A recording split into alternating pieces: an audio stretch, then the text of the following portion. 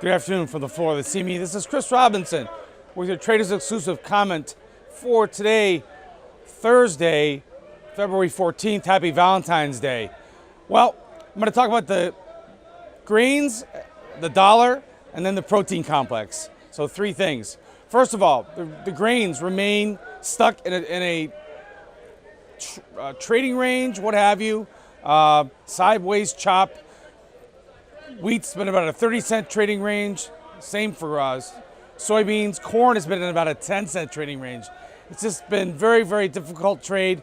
We really didn't get much follow through after the last USDA.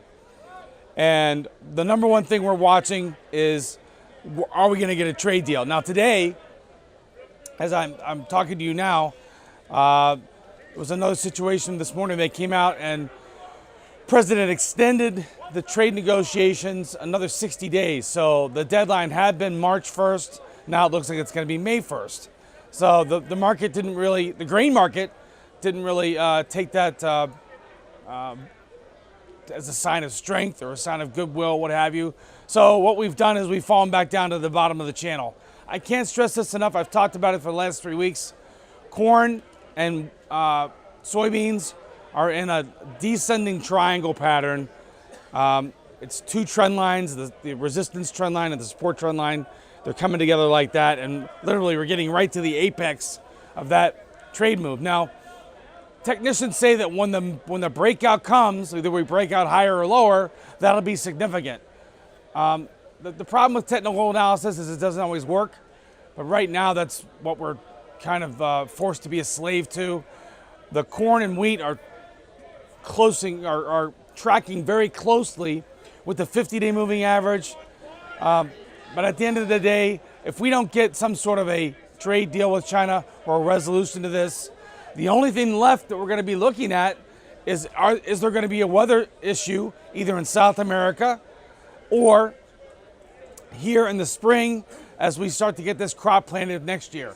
So it's, I wouldn't say the word is precarious for the grains, but certainly we're getting to the point where we need to see some sort of a movement, or it could be a long, choppy spring.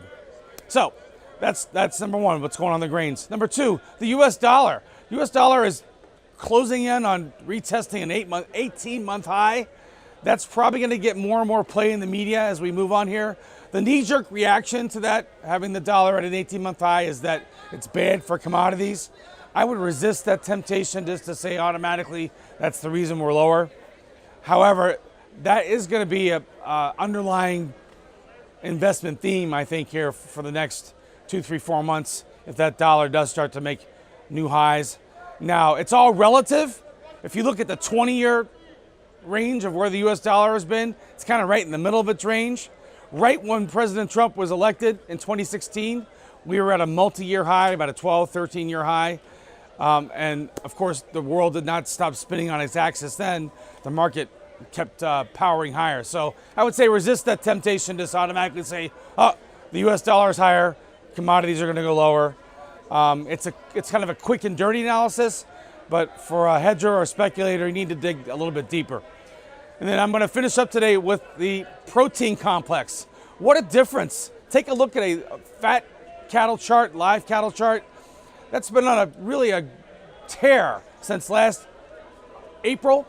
The investment community likes being long fat cattle. They're long 100,000 contracts of fat cattle right now. They're also short about 2,000 contracts of feeder cattle. That spread is widening, and that's something you always want to watch, either as a producer or a hedger. When the spread starts to widen, sometimes you'll get a repricing. So, fat cattle has been the strength of the protein market. Look it over and compare that to the lean hog market. Last summer we were at contract highs. Everything looked really, really good. But some interesting things happened. We started talking about African swine flu, and that should have been a very, very bullish story. It wasn't. And lo and behold, the market has repriced drastically.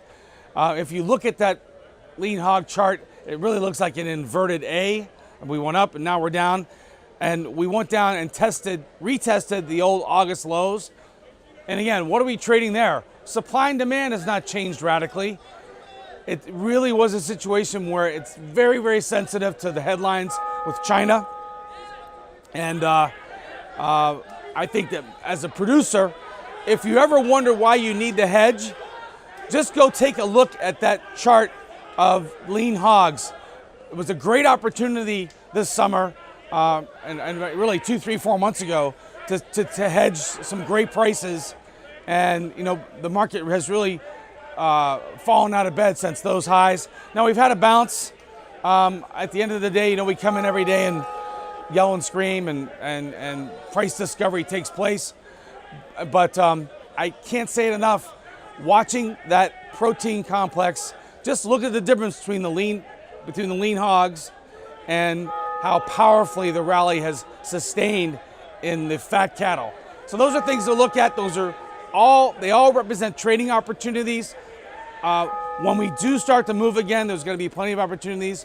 But right now, it's, especially in the grains, we're just kind of hanging fire, waiting to see if we can get a Chinese deal. So I think if we get a Chinese deal, it's going to cause a repricing, not only in the grains, but most likely in the livestock as well. So over the next two months or so, you know, every day you come to work, there could be a possibility that we come to an agreement, and then we could get some volatility back into the grain markets, hopefully, and into the livestock. So this is Chris Robinson. If you're looking for help with your trading, your hedging, your speculating, look me up online. Have a great day.